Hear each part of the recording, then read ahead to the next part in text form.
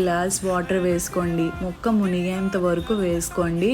ఇప్పుడు మనం మంటని హై ఫ్లేమ్లో పెట్టి ఒక 10 మినిట్స్ బాగా పులుసుని మరగనివ్వాలి.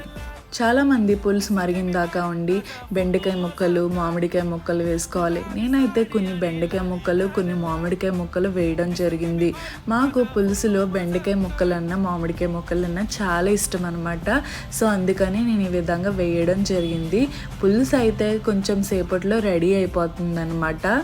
హై ఫ్లేమ్ నుంచి సిమ్కి పెట్టేసి ఇంకొక 10 మినిట్స్ మగ్గించాల్సి ఉంటుంది. మీరు చూసినట్లయితే మనకి ఆయిల్ పైకి తేలుతుంది కదా, ఈ టైంలో మనకి ప్రిపేర్ అయిపోతున్నట్టు అర్థం అనమాట.